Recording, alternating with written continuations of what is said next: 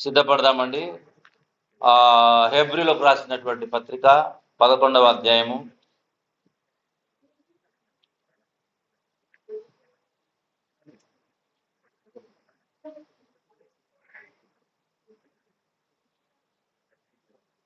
6వ వచనం నుంచి కొన్ని వచనాలు చదువుకుందాం. విశ్వాసము లేకుండా దేవునికి ఇష్టమైనది అసాధ్యం. దేవుని ఎదుగు వచ్చేవాడు ఆయన ఉన్నాడని నన్ను ఎదుగువారికి ఫలం దయచేయవాడని నమ్మవలను కదా. విశ్వాసమును బట్టి నోవాహు అది వరకు చూడని సమస్యను గుర్తి దేవుని చేత హెచ్చరింపబడి భయభక్తులు గలవాడై తన ఇంటి వారి రక్షణ కొరకు ఒక ఓడను సిద్ధం చేసి అందువలన లోకం మీద నేరస్థాపన చేసి విశ్వాసమును బట్టి కలుగు నీతికి వారసుడాయెను. ప్రార్థన చేసుకుందామండి. జీవాధిపతి అయిన మా ప్రభువా, వాక్య భాగాన్ని దీవించి సంఘమునకు క్షేమం అనుగ్రహిస్తూ ఉన్నందుకు స్తోత్రాలు. అయినా మాలో ఎవరైనా విధేయులుంటే మమ్మల్ని క్షమించి వారిని హెచ్చరించమని నాయనా మీ నడిపింపుకు లోబడుట కృపదయించమని మా ప్రభువైన యేసుక్రీస్తు నామమున దీనులమై ప్రార్థించి వేడుకుంటూ ఉన్నాం తండ్రి, ఆమేన్. ప్రభునందు నారాయణ స్వామి వీళ్ళంతా ఇంకా రమ్మని లోపలికి, బయట కాలేబు వీళ్ళంతా.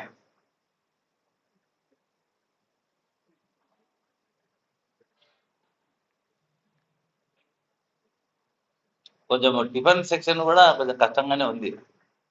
ఎందుకంటే అంతా బయటికి పోయటంలే కనపడుతున్నాం, కానీ వాక్యాన్ని వినడానికి తక్కువగా శ్రద్ధ చూపించలేకపోతున్నాం. ప్రభువే సహాయం చేయాలి. మనకు ఏం చేస్తే బాగుంటుందో ఆయనే మనకు జ్ఞానాన్ని దయచేయాలి. సరే, మంచిది. హెబ్రీలోకి రాసినటువంటి పత్రిక 11వ అధ్యాయంలో విశ్వాసాన్ని గూర్చిన రుజువుల కొరకు పరిశుద్ధాత్మ దేవుడు మొదటి నుండి ఆ విశ్వాసంలో నడిచిన వారిని గురించి కొంచెం తెలియజేస్తున్నాడు. మొట్టమొదట 4వ వచనంలో, 11వ అధ్యాయం 4వ వచనంలో హేబేలును గురించి తెలియపరుస్తున్నాడు. కొంచెమే. ఎందుకు కొంచెం హేబేలు, తర్వాత హనోకు, తర్వాత నోవహు, వీళ్ళ గురించి పూర్తిగా ఏం రాయలేదు, కొంచెమే. ఎందుకురా అంటే ఈ హెబ్రీయులకు అనగా యూదులకు ఈ విషయాలన్నీ వాళ్ళకు బాగా తెలుసును. ఎవరి విషయాలు? హనోకు, హేబెలు, ఈ విషయాలన్నీ వాళ్ళకు బాగా తెలుసు కాబట్టే కొంచెం వాళ్ళకు జ్ఞాపకం చేస్తున్నాడు అన్నమాట. హెబ్రీలోకి రాసినటువంటి పత్రిక 3 రకాలైనటువంటి వారికి ఇది రాయబడింది. ఎంతమందికి? 3 రకాలైనటువంటి వారికి. మొదటిగా ఎన్ని మార్లు దేవుని వాక్యం వింటూ ఉన్నా వాళ్ళలో పరిశుద్ధాత్మ దేవుడు సత్యమేదో సమ్మతిపరిచిన వాళ్ళు ఇంకా వేరే వాటిపైన మనస్సుంచిన వారు, ఇంకా ప్రభువును లోబడని వారు ఉన్నారు. వాళ్ళకు కూడా ఇది రాయబడింది. రెండవ గ్రూప్ వారు క్రీస్తును అంగీకరించినారు. వాళ్ళ శ్రమలను బట్టి, వాళ్ళ సొంత వాళ్ళు పెట్టే శ్రమలను బట్టి, ఆ యూదులు వారిని వెలివేయడాన్ని బట్టి వాళ్ళ కష్టం తట్టుకోలేక తిరిగి పాత పద్ధతుల్లోనికే వెళ్ళిపోవడానికి మొగ్గు చూపుతున్న వారి కొరకు కూడా ఇది వ్రాయబడింది. ఏమండి?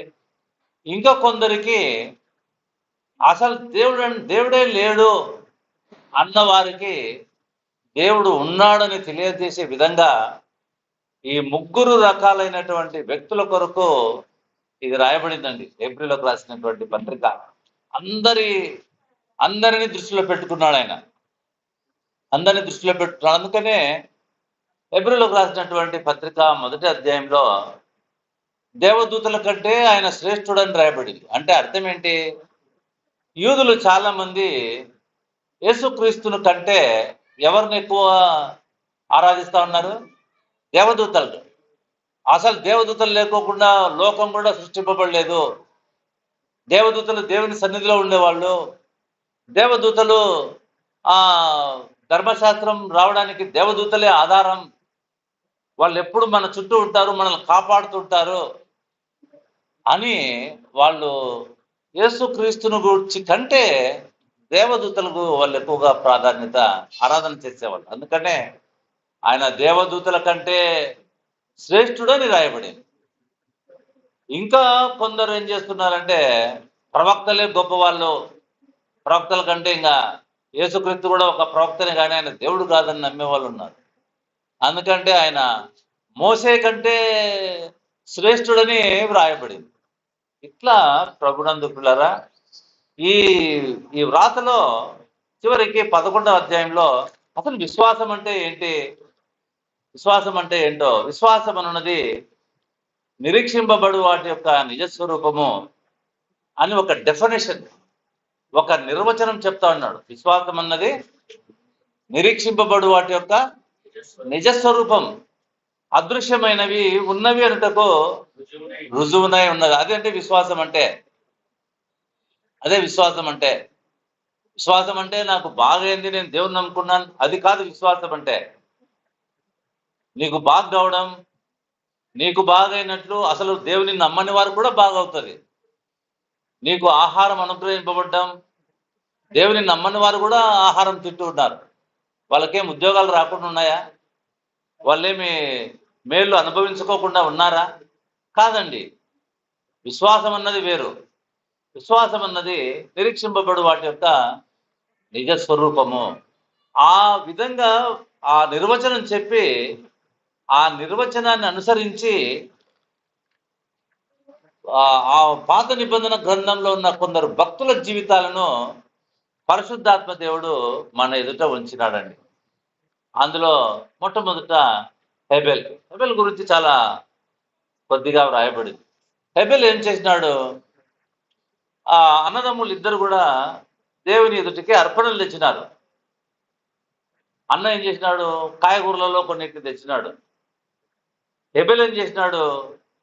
తన మందలో తొలిచూలు శ్రేష్టమైన బాగా కొవ్విన దాన్ని పట్టుకొని తీసుకొని వచ్చి బలి అర్పించినాడు. దేవుడు దేన్ని అంగీకరించినాడు అంటే హెబెల్ ఏం చేశాడు? విశ్వాసాన్ని బట్టి, విశ్వాసమును బట్టి అని రాయబడిందండి. విశ్వాసమును బట్టి అంటే వాళ్ళకై వాళ్ళు సొంతంగా పట్టుకురాలేదండి.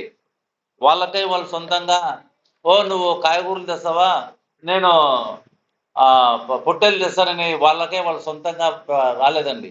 విశ్వాసమును బట్టి అంటే అర్థం ఏంటి? విశ్వాసానికి మూలము ఆధారం ఎవరు? మన ప్రభు అయిన యేసుక్రీస్తే. ఆయన ప్రారంభం నుంచి కూడా, అందుకనే వెలుగు కలుగునుగాక అంటేనే ఆయన యోహాను సువార్తలు ఏం చెప్తున్నాడు? నేను లోకమునకు వెలుగై ఉన్నాను. ఆయన ప్రారంభం నుంచి కూడా తన్ను తాను వాక్యము ద్వారా బయలుపరుచుకుంటూ ఉన్నాడండి. అందుకనే ఆయన పేరు ఉన్నవాడు. ఆయన పేరేంటి? ఉన్నవాడు. ఆయన సృష్టింపబడిన వాడు కాదండి, ఆయన సృష్టికి కర్త. ఇదంతా మనకు తెలియాలంటే ఆ కొలస్సీలకు రాసినటువంటి పత్రికలో ఆయన లేకుండా ఏది కలగలేదు, ఆయన లేకుండా ఏది కలగలేదు. కాబట్టి ప్రభునందు ప్రియమైనటువంటి వాళ్ళరా, హెబెలు విశ్వాసమును బట్టి అంటే మన ప్రభు అయిన యేసుక్రీస్తు మరణ పునరుద్ధానంలోనే విశ్వాసం ఉన్నదండి. అందుకనే వినుట క్రీస్తును గూర్చిన మాట వలన కలుగును. ఇంకా ఏ మాట వలన కలగదండి విశ్వాసం. అందుకనే ఎవరైతే క్రీస్తును గూర్చి వింటూ ఉన్నారంటే వాళ్లకు విశ్వాసం కలగలేదంటే అది అబద్ధం అండి. ఎందుకు అబద్ధం అంటే, కలుగునుగాక అంటే వెలుగు కలిగినట్లుగానే ఏమండి, ఆయన క్రీస్తును గూర్చిన మాట వలన కలుగును అంటే కలుగుతుందా, కలగటం లేదా? అదేనండి, విశ్వాసం అందరికీ కలిగింది. కాబట్టి ప్రభునందు ప్రేమైనటువంటి వాళ్ళరా, హెబెలు మన ప్రభు అయిన యేసు క్రీస్తు వారి ఆ పవిత్రత, నిర్దోషత్వం, నిరపరాధం ఇవన్నీ చూసి ఆయన ఒక పొట్టేలును దేవుని సన్నిధికి తీసుకొచ్చినాడండి. ఆ లక్షణాలు ఎవరిలో ఉన్నాయని? దేవుని లక్షణాలు అని అర్థమవుతుందా? నిర్దోషమైంది కావాలా, బలి కావాలా. బలి లేకోకుండా పాపక్షమాపణ లేదండి. అందుకనే దేవుడు హెబెలు అర్పణను అంగీకరించినాడండి. మనం కూడా ఏం చేసినా మన ప్రభువును దృష్టిలో ఉంచుకొనే మనం చేయాలండి. మనం ఏం చేసినా వాక్యానుసారంగా మనం వెళ్ళినా వచ్చినా మాట్లాడినా వాక్యానుసారంగానే మాట్లాడాలి. వాక్యాన్ని మించి మాట్లాడితే మనకు నష్టం కలుగుతుందండి. మనకు నష్టం కలుగుతుంది. ఉదాహరణకు మన దేశానికి వ్యతిరేకంగా ఈరోజు మన వీడియోలో మాట్లాడినాం అనుకోండి, రేపు మనల్ని ఏం చేస్తారు? అరెస్ట్ చేస్తారు. ఎందుకు? ఇదిగో నువ్వు మాట్లాడినావు ఆధారం అంటే అర్థం ఏంటి? మన ప్రభుత్వానికి అనుకూలంగానే మనం మాట్లాడాలి. మనము దేవునికి అనుకూలంగానే మనం మాట్లాడుతుండాలి. వ్యతిరేకంగా మాట్లాడితే మనం అపరాధులం అవుతాం. కాబట్టి హెబెలు విశ్వాసాన్ని బట్టి ఆయన బలి అర్పించాడు, నీతిమంతుడుగా తీర్చబడ్డాడు. మన ప్రభు అయిన యేసుక్రీస్తు బలియాగాన్ని విన్నటువంటి మనకు విశ్వాసం కలిగింది. విశ్వాసం కలిగినటువంటి మనమందరము నీతిమంతులముగా తీర్చబడ్డా. ఈరోజు మనకు గొప్ప భాగ్యం. రెండవ హనోకు దినాల్లో గొప్ప గొప్ప వాళ్ళు ఉన్నారండి. దుస్తులు ఉన్నారు, గొప్పవారు ఉన్నారు. ఎవరెవరు ఉన్నారు గొప్పవారు? ఆదాము ఉన్నాడు, ఏమండి, షేతు ఉన్నాడు, వీళ్ళందరూ ఉన్నారండి ఆదాము దినాల్లో, హనోకు దినాల్లో. కానీ ఒక విశేషం ఏంటంటే హానోకు దేవునితో కూడా నడిచిన వాడాయన అని రాయబడింది. హానోకు మరి ఆదామును గురించి రాయలేదే. ఆదాము అప్పుడు బ్రతికున్నాడా లేదా? హానోకు ఉన్నప్పుడు బ్రతికున్నాడా లేదా? హానోకు ఉన్నప్పుడు ఆయన హానోకు ముత్తాత బతికున్నాడండి. కానీ ఎవరి గురించి? దేవునితో కూడా నడిచినాడని రాయబడింది, హానోకును గురించి. అవునండి, ఆయన 300 ఏళ్ళు దేవునితో కూడా నడిచినాడు. ఆదాం ఏమనుకుంటాడు? అసలు నేను దేవుని చేత సృష్టింపబడిన వాడిని, పరలోకానికి వారసుని నేనే, ఇంకా నాకంటే మించిన ఆత్మీయుడు లేడు, దేవుణ్ణి చూసిన వాడిని నేనే, దేవుడితో సత్సంబంధం కలిగిన వాడిని నేనే అని ఆయన ఏం చేస్తున్నాడు? గర్వపడుతున్నాడండి. కానీ చివరికి వాక్యంలో చూస్తే ఎవరి గురించి రాయబడింది? ఆదాము మృతి పొందినని రాయబడింది. హనోకును గురించి దేవుడు కొనిపోయినాడని రాయబడిందండి. అవునండి, చాలా మంది వాళ్ళ ఆత్మీయ జీవితాలను బట్టి గర్వపడుతూ దేవుని నడకలో నుంచి వాళ్ళు దూరం అవుతున్నారండి. హనోకు దేవునితో కూడా 300 ఏళ్ళు నడిచినాడండి. ఎంత కష్టమో! హనోకు దినాల్లో దుర్మార్గులు ఉన్నారు, హేళన చేసే వాళ్ళు ఉన్నారు, అబద్ధికులు ఉన్నారు. ఇదంతా ఒట్టిదని అన్ని లేఖనాల ఆధారంగా చెప్తున్నాను నేను. ఏమంటే టైం లేదు కాబట్టి నేను అవన్నీ చెప్పుకుంటూ పోతున్నాను. యూదా పత్రికలో అంటున్నాడు, 7వ వాడైన హనోకు దినములలో ఈ భక్తిహీనులు గూర్చి ఆయన ప్రవచించినాడని. కాబట్టి ప్రియులారా, హనోకు విశ్వాసమును బట్టి హానోకు దేవునితో కూడా నడిచిన వాడై అంటే అర్థం ఏంటి? మరణము చూడక ఆయన కొనిపోబడ్డాడండి. హానోకు ఎవరిని చూసినాడు? దేవుడే. ఎవరు? మన ప్రభు అయిన యేసుక్రీస్తు వారిని ఆయన చూశాడు. మనం ఈ లోకస్తులం కాదు, మనం కొనిపోయబడే వారమే. మనం కూడా మరణము చూడకపోయే వాళ్ళం. ఇప్పుడు చనిపోతున్నటువంటి అనుభవం ఏంద్రా అంటే నిద్ర. శరీరం మాత్రమే నిద్రిస్తా ఉంది, మరణం కాదండి. మరణము అంటే అర్థం ఏంటంటే దేవునితో పూర ఎడబాటు. మనల్ని కూడా దేవుడు ఆ కలువరి శిలువలో మరణం పొంది సమాధి చేయబడి తిరిగి లేచి ఆ మరణం నుండి మనల్ని తప్పించినాడు. ఈరోజు మనం కూడా లోక సంబంధంగా నిద్రించిన మనం కూడా మరణము చూడకోకుండా కొనిపోబడుతున్నామండి. ఇది నమ్మినటువంటి హనోకు విశ్వాసంతో విశ్వాసమును బట్టి అసలు నిత్య మరణము అంటే అర్థం ఏంటంటే నిత్య నాశనం అని అర్థమవుతుందా అండి? మీకు డౌట్ రావచ్చు, మనం చచ్చిపోతున్నాం కదా అని. ఇది చావు కాదండి, ఇది కేవలం నిద్ర. మళ్ళా మనం తిరిగి లేస్తాం. కాబట్టి పిల్లరా, హానోకు అనుభవంతో విశ్వాసం అంటే ఏంటో రుజువుపరుస్తూ ఉన్నాడు. మూడోవాడు ఎవరు? ఆ దినాల్లో ఆదాము ఉన్నాడు, సేతు ఉన్నాడు, పెద్ద పెద్ద భక్తి పరులందరూ ఉన్నారు. ఆదామును చూడలేదు హనోకు. ఆదామును చూసింటే ఏమైతా ఉండే? ఈరోజు చాలా మంది భక్తులను చూసి భక్తి కార్యాలు చేసుకుంటున్నారండి. ఆయన పొద్దున్నే లేచి ప్రార్థన చేస్తాడంట, ఆయన 40 రోజులు ఉపవాసం ఉన్నాడంట, ఈ రోజు నుంచి నేను కూడా ఉండాలా, ఆయన ఇట్లా చేసేవాడంట, అట్లా చేసేవాడంట. భక్తులను చూచి భక్తి మార్గాలు కాదండి. అట్లని హానోకు ఆదామును చూడలేదు, హానోకు సేతును చూడలేదు. హానోకు ఎవరిని చూసినాడు? కనబడని ప్రభువును. అదృశ్యమైనవి ఉన్నవి అనుటకు ఆయన ఉన్నాడు, ఆయన చూసినాడు. కాబట్టే నేను మరణం చూడకుండా నేను కొనిపోబడతాను అన్న దానికి ఆధారంగా ఆయన దేవునితో కూడా ఆయన వెళ్ళిపోయాడండి. మూడోవాడు ఎవరు? నోవాహు. నోవాహు అంటే అర్థం ఏంటంటే నెమ్మది అని అర్థం. వాళ్ళ ఇంట్లో వాళ్ళందరూ పేరు పెట్టినారండి, ఏమని? ఇతనైనా మనకు నెమ్మది కలగజేస్తాడని.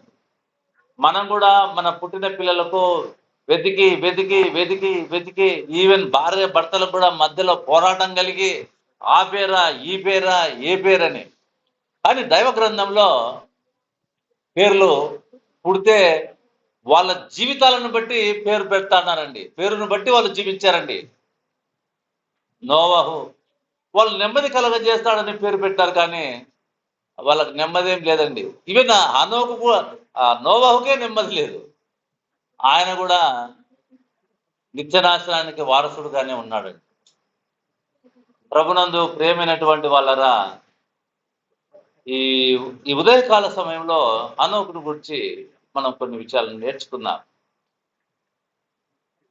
దేవుని యొద్దకు వచ్చేవాడు ఆయన ఉన్నాడని, తను వెదుకు వారికి ఫలము దయచేసేవాడని నమ్మవలను కదా. దేవుని యొద్దకు వచ్చేవాడు. ఇప్పుడు మీరందరూ ఎక్కడికి వచ్చినారు? ఎక్కడ కనపడడం లేదు దేవుడు, మరి ఎట్లా వచ్చినారు అంటే అర్థం ఏంటంటే, ఒక కనపడుతున్న వాడి దగ్గరికి వచ్చి నమ్మడం విశ్వాసం ఎట్లయితుంది చెప్పండి? కనపడుతున్న వాడి దగ్గరకు వచ్చి నువ్వు ఉన్నావు అని నేను నమ్ముతున్నానని చెప్పడం విశ్వాసం అవుతుందా? అందుకనే మనమందరం ఆయన దగ్గరకు వచ్చినాం. దేవుని యొద్దకు వచ్చేవాడు ఆయన ఉన్నాడనియో, తనను వెతికే వారికి ఫలం దయచేసేవాడని నమ్మాలి కదా. అవునండి. మొట్టమొదట దేవుని యొద్దకు వచ్చినటువంటి మనం ఆయన ఉన్నాడు. ఎందుకంటే హేబెలు ఆయనను ప్రత్యక్షంగా చూడలేదు, హానోకు ఆయనను ప్రత్యక్షంగా చూడలేదు. విశ్వాసాన్ని బట్టే, వాక్యాన్ని బట్టే ఎవరు ఆయనను ప్రత్యక్షంగా చూడలేదండి. నోవహు ఆయనను ప్రత్యక్షంగా చూడలేదు. దీన్ని బట్టి? విశ్వాసాన్ని బట్టి, వాక్యానుసారమైన బట్టి. కాబట్టి ప్రియులారా, ఆయనను మనము వాక్యానుసారంగా ఆయన ఉన్నాడు, నేను ఉన్నవాడను వాక్యంలో మాట్లాడుతున్నాడు. మనం ఏం చేయాలంట? నమ్మాలి. తన్ను వెతికే వారికి ఫలము దయచేస్తాడు, ఫలం ఇస్తాడు. అంటే మనకు ఫలం లేకుండా కొంతమంది వెతుకుతారు, ఫలం లేకుండా పోతున్నారు. ఇక్కడ మాత్రం వాక్యానుసారంగా మనకు ఫలం ఉన్నది, నమ్మవలను కదా అని చెబుతూ నోవాహును గురించి వ్రాస్తున్నాడు. నోవాహు ఏం చేసినాడు? దేవుని దగ్గరికి వెళ్ళాడండి. చూడండి 11వ అధ్యాయం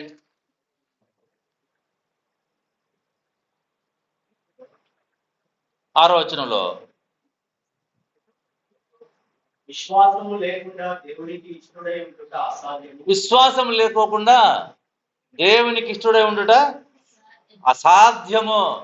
అంటే నీలో ప్రార్థన ఉండవచ్చును, కానుకలు ఇవ్వవచ్చును, ఏమైనా చేయవచ్చును, ఉపవాసం ఉండవచ్చును, కానీ విశ్వాసం లేకోకుండా దేవునికి ఇష్టడుగా ఉండటం అసాధ్యం అండి. ఆయన కోరుకుంటున్నది విశ్వాసమే. ప్రియులారా, విశ్వాసం లేకుండా నువ్వు దేవునికి ఇష్టడుగా ఉండటం అసాధ్యమమ్మా అయ్యా. ఈ ఉదయకాల సమయంలో ఆయన ఇష్టలుగా ఉండడానికి ఈ వాక్యం వినిపిస్తున్నాడని మనం నమ్ముదాం. తర్వాత దేవుని యొద్దకు వచ్చువాడు ఆయన ఉన్నాడని తనలో వెతుకువారికి ఫలము దయచేయువాడని నమ్మవలెను కదా.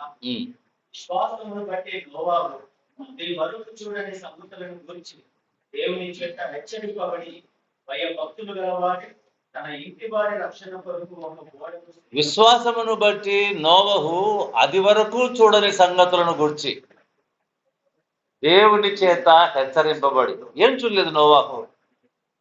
నోవాహు కొందరు మరణించడం చూస్తున్నాం, ఆయన చూశాడు. ఆయన కొందరు మరణించడము ఆయన దృష్టిలో కూడా కంటబడిటది, మరణించడం.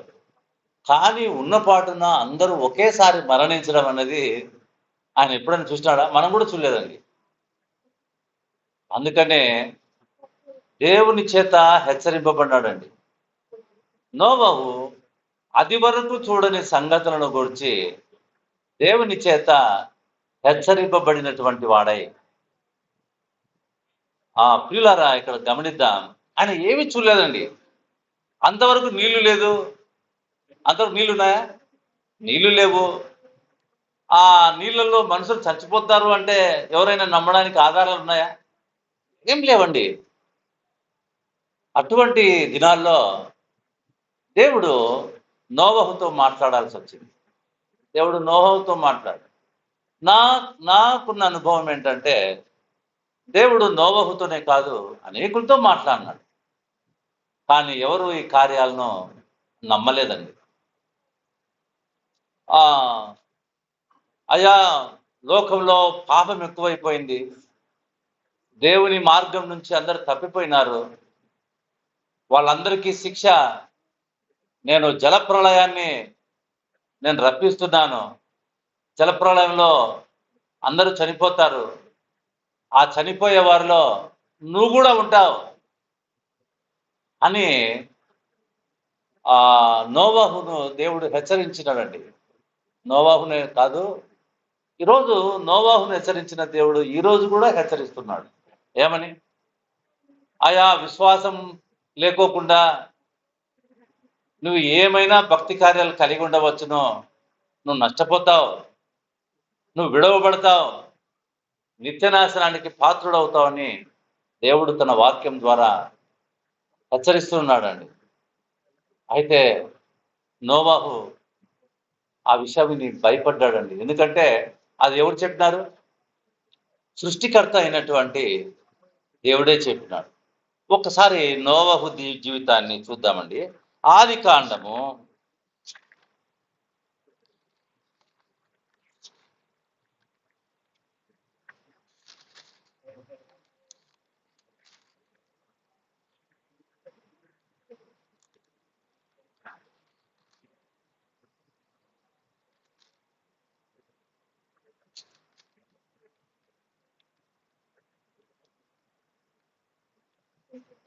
5వ అధ్యాయము 32వ వచనం. నోవాహు 500 ఏళ్ళు గలవాడై షేమును హామును యాఫేతును కనెను. ఎన్నేళ్ళు? 500 ఏళ్ళు గలవాడై షేమును హామును యాఫేతును కనెను. 6వ అధ్యాయము 9వ వచనం చదువుకుందాం. నోవాహు వంశావళి ఇదే. నోవాహు నీతిపరుడును తన తరములో నిందారహితుడునై ఉండెను. నోవాహు దేవునితో కూడా నడిచినవాడు. మొదట ఏం రాయలేదు? 5వ అధ్యాయం 32వ వచనంలో ఏం రాయలేదు? నీతిపరుడని రాయలేదు. అంటే నోవాహు ఎట్లున్నాడు? నోవాహు ఎట్లున్నాడు? లోకంతో పాటే ఆయన జీవించినాడు, లోకంతో పాటే వివాహాలు చేసుకున్నాడు ఆయన కూడా. ఇక్కడ వచ్చిన పెద్ద ప్రాబ్లం వివాహమేనండి. దేవుడు బలవంతం చేస్తా అన్నాడు దేవుని కుమారులను. అయా, మీరు అన్యుల కుమార్తెలను వివాహం చేసుకోవద్దండి అయ్యా, అది చట్టవిరుద్ధం అంటూ ఉంటే వీళ్ళేం చేస్తున్నారు? కయ్యను సంతతి వారైనటువంటి వారిని దేవుడు వద్దన్నా కూడా బలవంతంగా చేసుకుంటున్నారండి. ఈరోజు మన సంఘానికి హెచ్చరికగా ఈరోజు చాలా మటుకు మనం గమనిస్తే దేవుని చిత్తానుసారమైన వివాహాలు జరగటం లేదండి. ఊరికేనే ప్రార్థన వాడుకుంటున్నారు. ప్రార్థన చేద్దాం, మా అమ్మాయిని మీ అబ్బాయికి ఇవ్వండి అంటే వాళ్ళు ఏమంటారు? ఇస్తామంటారా, ప్రార్థన చేద్దామంటారా? ప్రార్థన చేద్దామంటారు. మా అమ్మాయి ఆ అబ్బాయి జత కుదరాలంటే ఏమేమి జత కుదరాలా? వాళ్ళ విశ్వాసం కాదంటే జత కుదరాల్సింది ఏంది? ఆమె ఉద్యోగము ఈయన ఉద్యోగం ఒకటే ఉండాలా? ఆయన ఒక రేంజ్లో ఉండాలా, అదే రేంజ్లో వీరే ఉండాలా? లాస్ట్కి ఇవన్నీ సెట్ అయిన తర్వాత అప్పుడు ఏం వాడతారు? దేవుని పదాలు వాడతారండి. ఇది యెహోవా చేసినటువంటి ఇది అని. దేవుని కొరకు ఎవరు ఎదురు చూస్తున్నాం? అటువంటి బాధభరితమైన దినాల్లో ఉంటున్నామండి. అందుకని ఇప్పుడు క్రైస్తవ సంఘాల్లో వివాహాలకు చాలా కష్టమైపోయింది. చాలా కష్టమైపోయింది. ఆ అబ్బాయికి అమ్మాయి కరెక్ట్గా అన్ని మ్యాచ్ అయి ఉండాలా. విశ్వాసం ఒకటి అడగరన్నమాట. ఎవరైనా కానీ దేన్ని అడగటం లేదు? విశ్వాసాన్ని గురించి అడగటం. ఇక్కడ కూడా దేవుడు వద్దని బలవంతం చేస్తున్నాడు. దేవుని కుమారులు నరుల కుమార్తెలు చక్కని వారిని చూచి తనకి ఇష్టమైన వారిని వారు వివాహం చేసుకుంటున్నారు. అందుకని దేవుడు ఏమన్నాడు తెలిసిన? భూమి బలత్కారంతో నిండి ఉన్నది. భూమి ఏమితో నిండిందంట? బలత్కారం అంటే ఏమి? బలత్కారం అంటే దేవుని మాటకు తృణీకరించి వేరే పని చేయడమే బలత్కారం. అందుకనే దేవుని కుమారులు నరుల కుమార్తెలు పెళ్లి చేసుకున్నప్పుడు ఎవరు పుట్టారు? నెఫిలీలు అంటే అర్థం ఏంటి? బలత్కారులు. ఎందుకు బలత్కారులు పుట్టారు? వీళ్ళు బలత్కారకంగా చేసుకున్నారు కాబట్టి బలత్కారులు. అంతే కదా సార్? బలత్కారులు. వీళ్ళు బలవంతంగా చేసుకున్నారు కాబట్టి వాళ్ళకు పుట్టే వాళ్ళు ఎవరు? దేవుని పిల్లలు కాదు. ఎవరు పుట్టారు? వాళ్ళు కూడా బలత్కారులే. మీరు నమ్ముతారా ఈ మాట? బలత్కారులు పుట్టినారంటే నమ్ముతారా? నేనైతే ఆధారాలతో చెప్తున్నాను. ఇప్పుడు మనం తినే ఫుడ్ కూడా బలత్కారమే. ఒక్కొక్క టమాటా పండు ఎంత ఉంటుంది? ఒక్కొక్క కర్బూజా ఎంత ఉంటుంది? అవన్నీ ఏంటివి? అవన్నీ ఏంటివి? అన్యాచురల్గా మనం సృష్టించుకున్నట్టువే కదా. ఇప్పుడు హైబ్రిడ్ కోళ్ళు ఉన్నాయి. ఎక్కడి నుంచి వచ్చినాయి? న్యాచురల్గా పుట్టినట్టువి కాదు. ఇవంతా బలత్కారమే కదా. ఏమండి? బలత్కారమే కదా. ఇంకా విషయం ఏంటంటే బలత్కారంగా మనుషులు పుడుతున్నారండి. పుట్టడం లేదా? చెప్పండి, పుట్టడం లేదా? ఇప్పుడు ఎవరు పెద్దగా ఆలోచన చేయటం లేదండి. అంత టెస్ట్ ట్యూబ్ బేబీస్. ఇవన్నీ ఏంటివి? బలత్కారమే. మనం నోవహు దినాల్లో పోతున్నాం. ఈ దినాలు నోవహు దినాలు ఒక్కటిగానే ఉన్నాయండి. అందుకనే దేవుని రాకడను గురించి దేవుడు ప్రభు ఈ నోవహు సందర్భాన్ని ఎన్నుకున్నాడండి. నోవహు దినాల్లో జరిగినట్టు జరుగునో, జనులు తినుచు త్రాగుచు పెళ్ళాడుచు పెళ్లికేపడుచు ఇట్లున్నారు అని. బలత్కారులు ప్రియులారా. అందుకనే దేవుడు ఏం చేసినాడంటే ఆ బలత్కారమైన ఆ పరిస్థితి నుంచి తీసివేయాలనుకున్నాడు. అది చేయడానికి ఆయన పూనుకున్నప్పుడు నోవహు ఒక్కడు అంగీకరించినాడు. అందుకనే ఇప్పుడు కింద మనం 32వ చూడండి, 6వ అధ్యాయము 9వ వచనం చదువుకుంటే నోవహు నీతిపరుడును. ఎప్పుడు నీతిపరుడైనాడు ఆయన? మొదట ఆయన కూడా ఇష్టానుసారంగా జీవించినటువంటి వాడే. ఆయన ఏమైనాడు? ఇప్పుడు ఏమైనాడు? ఏం మీరు ఫాలో అవుతున్నారా? నోవహు నీతిపరుడు. తన తరములో ఏం నిందలేదు. ఎట్లా నిందపోయింది ఆయనకు? ఎప్పుడైతే క్రీస్తు మరణంలో మనమందరము పరిశుద్ధపరచబడ్డామని ఎరిగి ఉంటామో వాళ్ళందరూ కూడా నిందారహితులే. అందుకని నిందారహితుడు ఎప్పుడు చూద్దాం. 6వ అధ్యాయము 7వ వచనం. అప్పుడు యెహోవా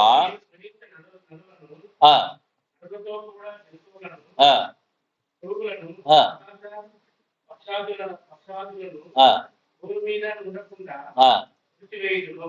అన్నింటిని తుడిచివేస్తున్నాడు. ఎందుకు? అన్ని బలాత్కారంతో నిండిపోయినాయి. ఇప్పుడు కాయగూరలు బలాత్కారంతో నిండిపోయినాయి, పక్షులు బలాత్కారంతో నిండిపోయినాయి, కంజులు. ఇప్పుడు మనం బజార్లలో ఏం కంజులు అవి? అవి స్వభావ సిద్ధంగా పుట్టిన కంజులు కాదండి, బలాత్కారం.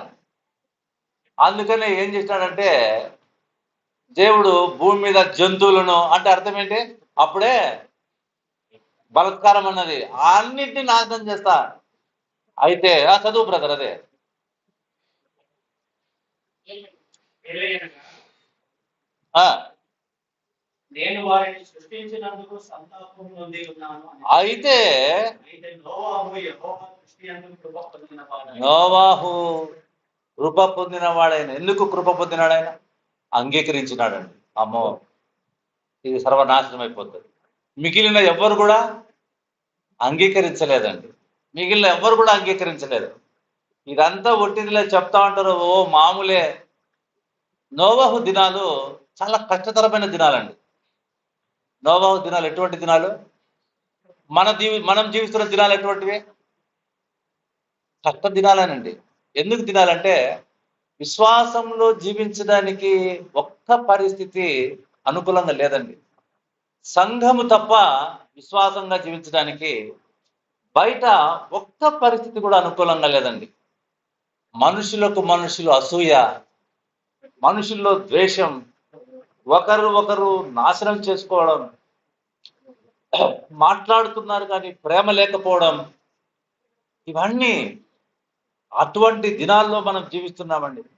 ఎంత బాధపడతామంటే, అయ్యో ఈ మనుషులు ఇటువంటి వాళ్ళ, ఇంత కఠినులా, మనం బాధపడడం లేదా? బాధపడుతున్నామండి. అట్లాంటి దినాల్లో నోవాహు కూడా ఉన్నాడండి. నోవాహే కాదు, మనం కూడా అటువంటి దినాల్లోనే ఉన్నామండి. ఒకసారి చూద్దాం ఆయన దినాలు ఎట్లున్నాయో. లూకా రాసిన సువార్త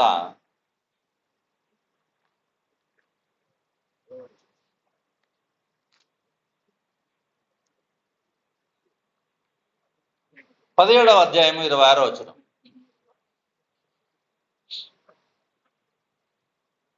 నోవాహు దినములలో జరిగినట్టు మనుష్య కుమారుని దినములలో జరుగును. నోవాహు ఓడలోనికి వెళ్ళిన దినము వరకు జనులు తినుచు త్రాగుచు పెళ్ళాడుచు పెళ్లి గీయపడుచు ఉండిరి. ఏమున్నాయంట నోవాహు దినాల్లో? దేవుడి గురించి ఆలోచన చేయడం లేదు, తినడం గురించి. ఒక మా కాలంలో 3 పూటలు మాత్రమే తినేవాళ్ళం. ఇప్పుడు ఎన్ని పూటలు అంటే అన్ని పూటలు తింటున్నారు. ఎందుకంటే ఆ కాలంలో కట్టెల పొయ్యో ఏదో ఒకటి పెట్టుకోవాలా, ఒకసారి పండితే అన్ని దాని మీద అయిపోవాలా, మళ్ళా చేసేది ఉండదు. ఎప్పుడంటే అప్పుడు గెస్ట్ కూడా వచ్చేది ఉండదు. ఎందుకంటే ఇంకా వాళ్ళ ఇంట్లో పొయ్యి ఆరిపోయింటుందని. అవునా కదా? అందుకనే వస్తే ఉదయమైనా ఆ తయారు చేసే టైంలోనే అప్పుడు గెస్టులు ఎక్కువ వచ్చేది. ఇప్పుడు ఎప్పుడు వస్తారు గెస్టులు? ఎందుకు? నీకు ఎప్పుడు కావాలంటే టకాని సెకండ్స్లో వెలిగిపోతుంది గ్యాస్. జనులు తినుచు దానిపైన యూట్యూబ్ ఓపెన్ చేయండి, మీరు దాంట్లోకి దీన్ని కలపండి, ఎంత టేస్ట్గా ఉంటుందో చూడండి. ఇప్పుడు ఇళ్ళల్లో కూడా అది పెట్టుకుంటేది ఆడ కిచెన్లో, ఇంకా దాన్ని చూసుకుంటా చేసుకుంది. ఇదే తిండి గురించే. జనులు తినుచు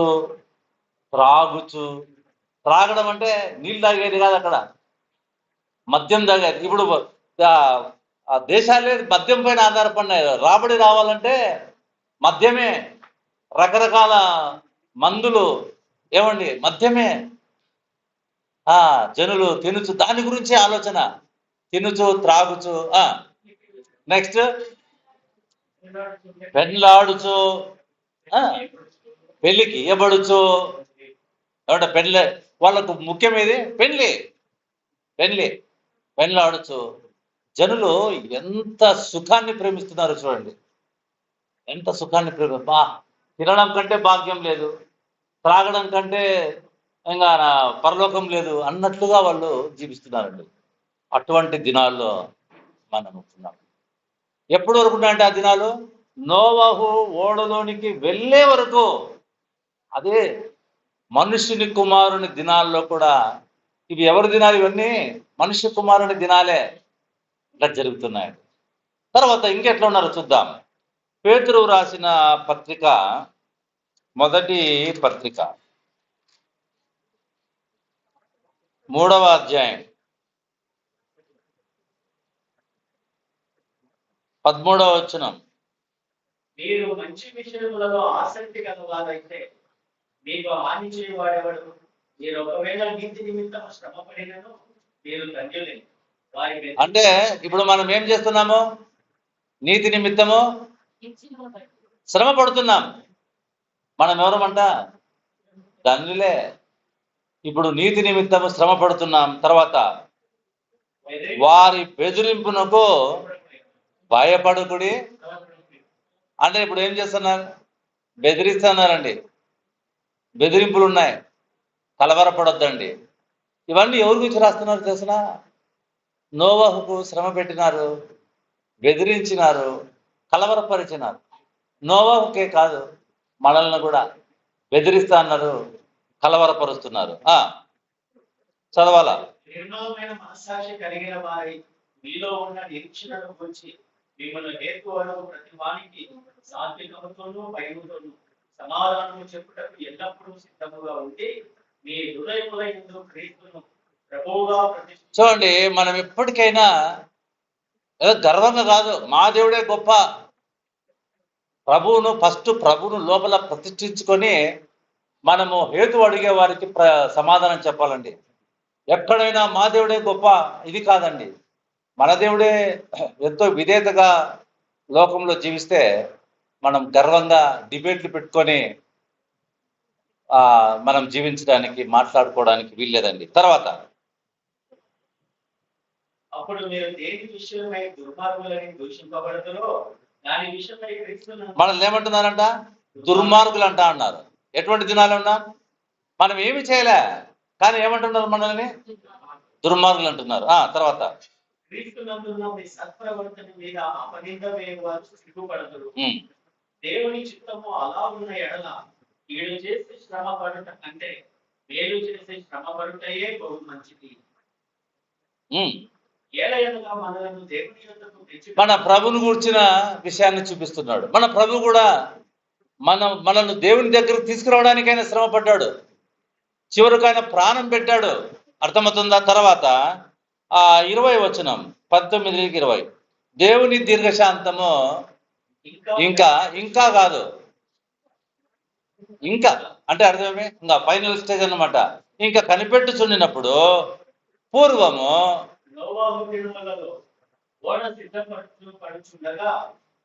అవిధేయులైన వారి యొద్దకు అనగా చెరలో ఉన్న ఆత్మల యొద్దకు ఆయన ఆత్మరూపిగానే వెళ్ళి వారికి ప్రకటించారు. ఇంకా ఎవరున్నారంట? బెదిరించేవారు ఉన్నారు, కీడు చేసేవారు ఉన్నారు, అన్యాయం చేసేవారు ఉన్నారు. ఏమండి, ఇంకా ఎవరున్నారంటే అవిధేయులైన వారు ఉన్నారు. ఈ అవిధేయులు అంటే ఎవరు? అవిధేయులైన వారు ఉన్నారు. అవిధేయులు అంటే పైకి భక్తులు బాగా కనబడతా ఉంటారు, లోపల ప్రభువును ప్రతిష్ఠించుకోలేదు. ప్రభు కొరకు వారు జీవితాలు సమర్పించుకోను లేదు.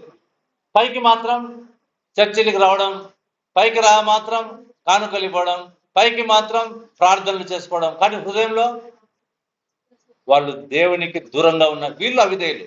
అందుకనే అవిధేయుల దగ్గరికి ఆయన ఎట్లా పోయినాడంట? ఎందుకు ఆత్మరూపిగానే వెళ్ళినాడు? పైకి వాళ్ళు బాగానే ఉన్నారు, పైకి నిజమైన క్రైస్తవులుగా కనపడుతున్నారు, కానీ లోపల. అందుకనే వాళ్ళ హృదయాలతో మాట్లాడినాడు ప్రభు. వాళ్ళ హృదయాలతో మాట్లాడినాడు. చూడండి, మనం ఆది కాండంలో చూస్తాం, నోవహు ఒక్కడే కృప పొందినటువంటి వాడు.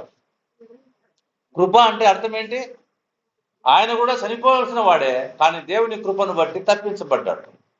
మరి ఆయన కుటుంబము నోవహును అనుసరించి కొంత భక్తిగా కనబడుతున్నారు, కానీ లోపల 120 సంవత్సరాలు ఆ ఓడ తయారు చేయబడ్డానికి ఎంతకాలం పట్టింది? అంతకుముందు మనుషులు ఎంతకాలం జీవించేవాళ్ళు? అవునా కదా?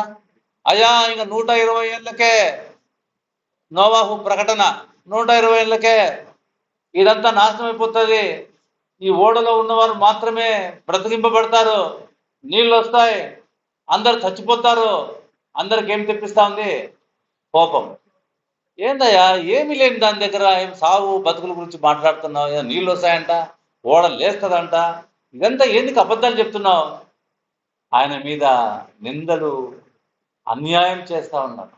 ఆయనేమో తనకున్న డబ్బంతా ఖర్చు పెట్టి ఎంతో కష్టంతో 120 ఏళ్ళు ఓడ తయారు చేయడానికే ఆయన సమయం తీసుకున్నాడండి. 120 ఇయర్స్. అది మానవుని అత్యధికమైన ఆయుష్ని పెట్టేసినాడు దేవుడు. మొత్తం పోతున్నారు. ఆయన ప్రకటన అవిధేయులైన వారి యుద్ధకు వెళ్ళి ఆయన ప్రకటిస్తూ ఉన్నాడు. 8 మంది రక్షింపబడ్డారండి. అంటే మళ్ళా కుటుంబం కూడా ఆ ఓడలోనికి నయానో భయానో దేవుడు హెచ్చరించగా వాళ్ళు లోపల దూరారండి. అందుకనే దేవుని అది వరకు చూడని సంగతులను గురించి దేవుని చేత హెచ్చరింపబడిన నోవహు దేవుడు చెప్పినట్లుగా ఆయన ఇష్టంగా ఓడ చేసుకోలేదండి. దేవుడు చెప్పినట్లుగానే ఆయన ఓడను తయారు చేసుకున్నాడు. ఇప్పుడు కూడా దైవ వాక్యానుసారంగానే దేవుని యందు మనము జాగ్రత్తగా ప్రభు అయిన యేసుక్రీస్తునందు మనం ఉండాలండి. ఆయన యందు మనం ఉండాలి. ఆయనే మనం దాగుచోటు, ఆయనే మన ఆధారం, ఆయనే మన కొండ. ఆయనే. ఎందుకంటే రాబోయే దుర్గతి బహు గొప్పదండి. ప్రియ సోదరుడా, ప్రియ సోదరి, మనం ఎట్లున్నాం? పైకి భక్తి గల వారి వల్లే కనపడుతూ లోపల దేవుడు లేని వారుగా ఉన్నామా? మన పై జీవితాలు, లోపల జీవితాలు దేవునికి భయపడుతున్నాయా? అందుకనే నోవహు జీవితంలో భయభక్తులు గలవాడై, ఏం కలిగిన వాడై? అంతకుముందు ఏం లేనివాడు? భయం లేదు, భక్తులు. ఎప్పుడైతే వాక్యం విన్నాడో భయం. అమ్మో, దేవుని సన్నిధిలోనికి రావడానికి ఆయన భయంతో వస్తున్నాడు. బయట గడపడానికి ఆయనకి ఇష్టం లేదు. అమ్మో, దేవుని సన్నిధిలో నేను ఉంటాను, నాకు ఆయన సన్నిధి కావాలా. మరి మన జీవితాలు ఏ విధంగా ఉన్నాయి? దేవుని దగ్గరికి రావాలంటే మనకు అన్ని పరిస్థితులు అనుకూలంగా ఉండాలా. ఆరోగ్యం అంతా ఫిట్గా ఉండాలా, ఆ వాతావరణం అంతా పర్ఫెక్ట్గా ఉండాలా, కరెంటు లేకోకుండా అన్ని లైటింగ్ ఉండాలా, ఇక్కడ పాములు తేళ్లు అడ్డం పడుకోకుండా దారంతా వెలుగు పట్టాలా. అప్పుడు అంటే మీరు ఇష్టంగా వస్తున్నారా, ఫెసిలిటీస్ కొరకు వస్తున్నారా? ఆలోచన చేద్దాం. ప్రభునందు పిల్లరా, దేవుని చేత హెచ్చరింపబడి ఈ ఉదయకాలం మనం కూడా హెచ్చరింపబడుతున్నాం. నోవహు అది వరకు చూడని సంగతులు, వర్షము కొట్టుకొని పోవడము, ఇవన్నీ చూసి భయంతో వణికిపోయినాడండి, మారు మనసు పొందినాడండి. మనము అది వరకు చూడని సంగతులా, అది ఇంతకు మనకు మునిపే జరిగిన సంగతులను బట్టి మనకు జరిగిపోయింది, వాళ్ళకు జరగబోయేది మనకు జరిగిందండి. మన ప్రభు అయిన యేసుక్రీస్తు మన పాపముల కొరకై చనిపోయి సమాధి చేయబడి తిరిగి లేచి మనలందరినీ పాపం నుండి విడిపించినాడండి. నిత్య నాశనం నుండి ఆయన రక్షించినండి.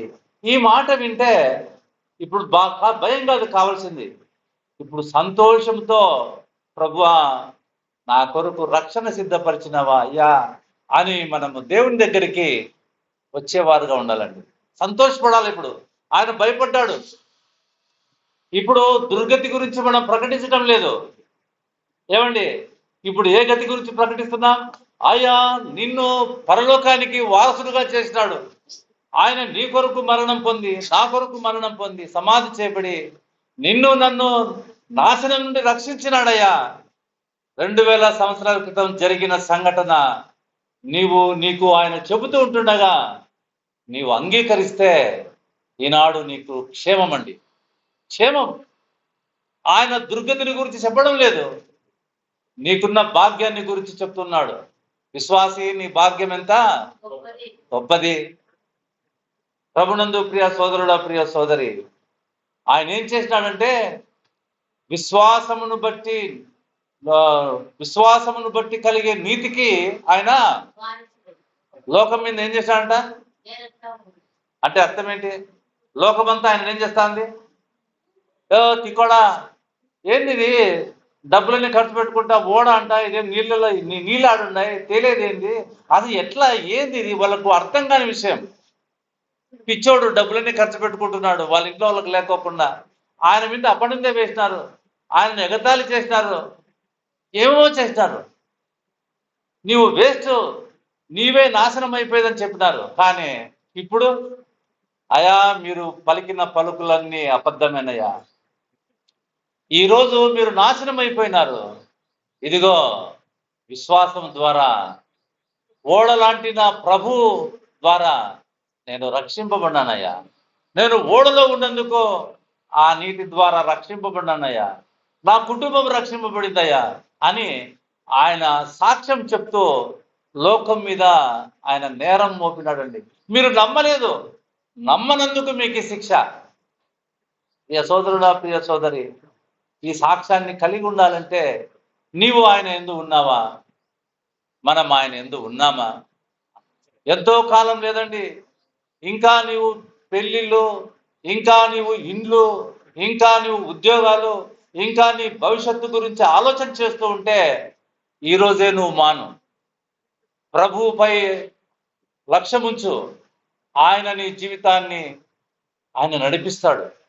ఇంత ఘనమైన గొప్ప దేవుణ్ణి కలిగి ఉన్నటువంటి వాడు, ఇన్ని సంవత్సరాలుగా ఉన్న ఉదాహరణలన్నీ నీకు చూపిస్తూ నిన్ను బలపరుస్తున్నటువంటి వాడు. నువ్వు భయపడదు. ఇంకా భవిష్యత్తును గురించి ఆలోచన చేస్తూ ప్రభువును వెనుకకు పెట్టుకోవద్దు. భవిష్యత్తును గురించి ఆలోచన చేస్తూ దేవుణ్ణి నిర్లక్ష్యం చేసుకోవద్దు. భవిష్యత్తును గురించి ఆలోచన చేస్తూ అయ్యా నిన్ను రక్షించిన నీ ప్రభువును నువ్వు దూరం చేసుకోకు. ఆయనే ప్రతిమానుకుంటూ ఉన్నాడు. 2వ కొరింథీయులకు రాసిన పత్రిక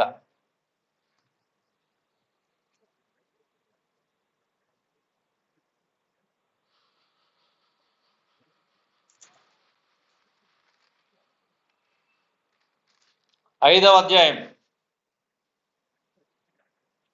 19వ వచనం. ఏమనగా దేవుడు వారి అపరాధములను వారి మీద మోపక, వారి అపరాధములను వారి మీద మోపక క్రీస్తునందు లోకమును తనతో సమాధానం పరచుకొనుచు ఆ సమాధాన వాక్యమును మాకు అప్పగించాడు. ఎస్, మన పాపములను ఆయన భరించి దేవునితో మనకు సమాధానం ఏర్పరిచిన అండి. 20వ వచనం. కావున దేవుడు మా ద్వారా వేడుకొనినట్టు ఏం చేస్తున్నాడు ఆయన? ఎవరి ద్వారా? మా ద్వారా మిమ్మల్ని ఏం చేస్తున్నాడంట? అబ్బా, ఎంత తగ్గింపు మాట ఇది, ఎంత దీనకరమైనటువంటి మాట.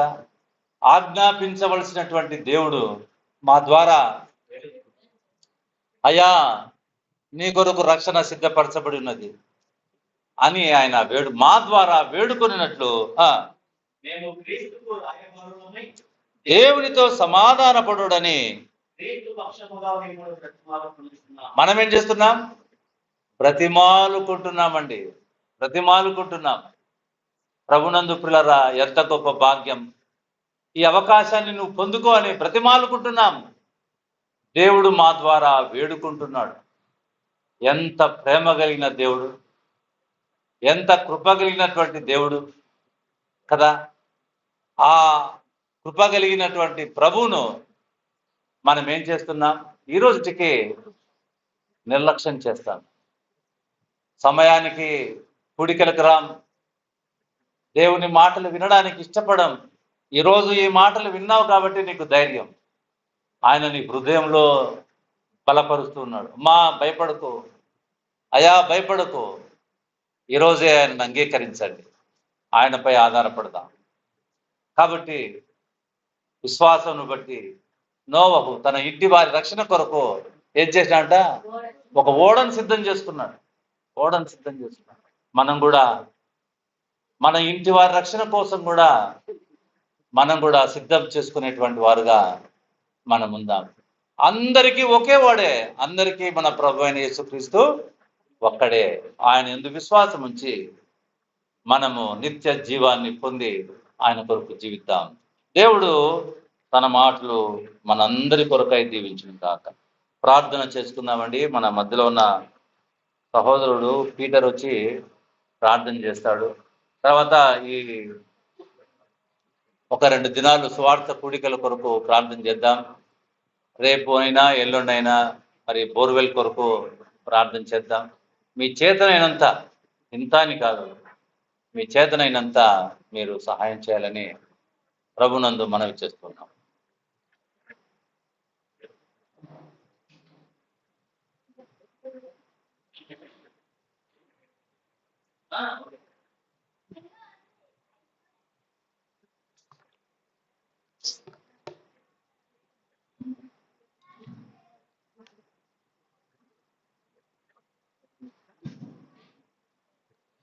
నూట 20 సంవత్సరములు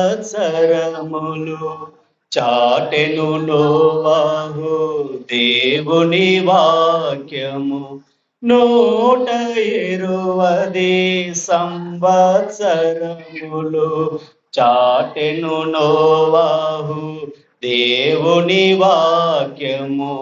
పాటించక ప్రభు మాటలు వారును, పాటించక ప్రభు మాటలు వారును. నీటిలో మునిగిరి పాఠము మనకిది, నీటిలో మునిగిరి పాఠము మనకిది. అదిగో అంజూరము ఓ క్రైస్తవ చిగురించెను చూడుము. అదిగో అంజూరము ఓ క్రైస్తవ చిగురించెను చూడుము.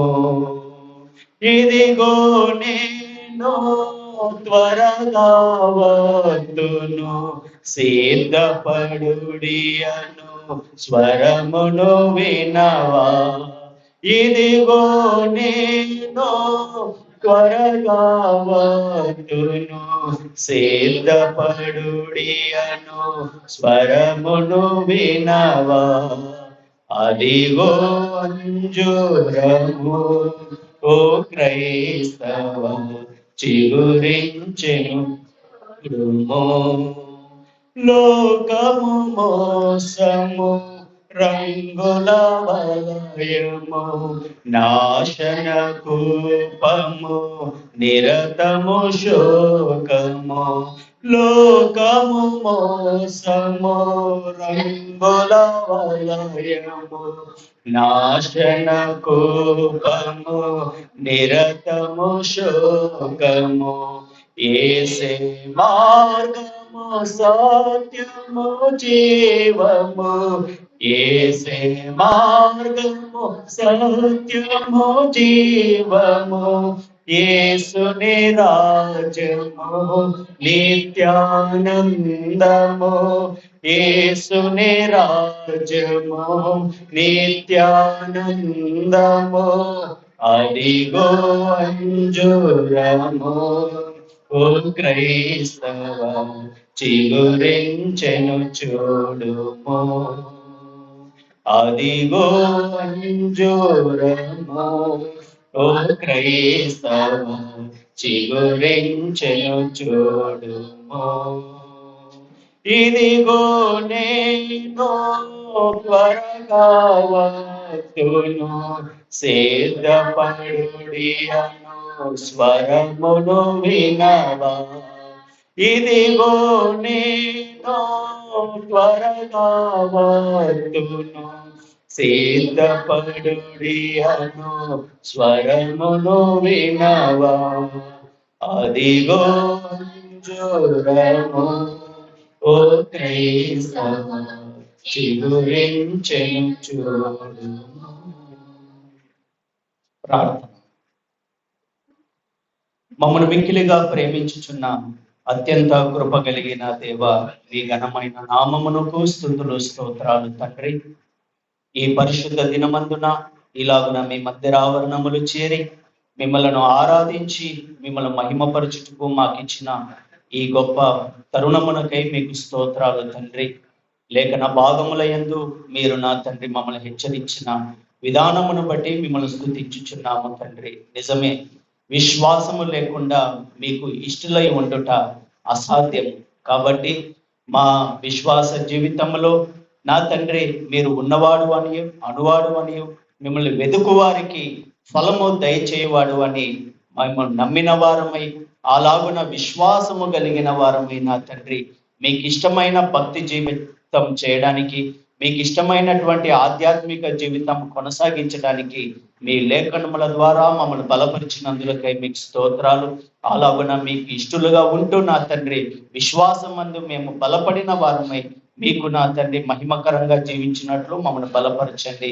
అదే విధముగా నోవహును కూడా మేము చూసి ఉన్నాం. నా తండ్రి రక్షణను గూర్చినటువంటి మాటలు అతనికి తెలియజేయబడినప్పుడు నా తండ్రి అతడు భయముతోనూ భక్తితోనూ నా తండ్రి ఆ మాటలను అంగీకరించి విశ్వాసం ఉంచి నా తండ్రి నీతికి వారసుడుగాను నిందారహితుడుగాను ఉంటూ నా తండ్రి మీ యందు భయభక్తులు కలిగినటువంటి వాడుగా జీవించినట్లుగా మేము చూస్తున్నాం. అవును నా తండ్రి, మీరు నా తండ్రి మాకు అనుగ్రహించిన, మిమ్మల్ని గూర్చి వినినప్పుడు నా తండ్రి మాకు అనుగ్రహించిన గొప్ప నా తండ్రి విశ్వాసమును బట్టి మీకు స్తుతులు స్తోత్రములు చెల్లిస్తున్నాం.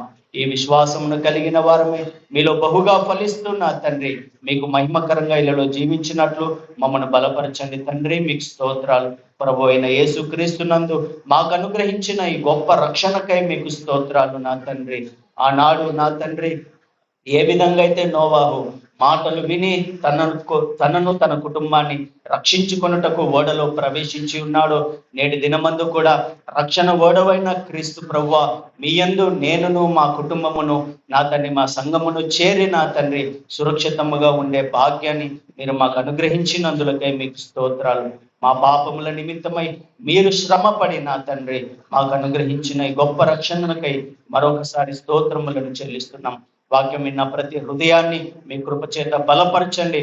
వాక్యమును బట్టి ఆదరణ కలిగిన వారైనా తండ్రి మీకు మహిమకరంగా జీవించినట్లు బలపరచండి. చేరి వచ్చిన ప్రతి బిడ్డని పేరు పేరున దీవించండి, ఆశీర్వదించండి. అందరికీ బలమును ఆరోగ్యాన్ని క్షేమాన్ని మీరు అనుగ్రహించండి. నా తండ్రి మీలో ఉన్న గొప్ప ఆదరణ చేత మీరు తృప్తిపరచమని కూడా మొరపెడుచున్నాం తండ్రి. మీకు స్తోత్రాలు ప్రభా.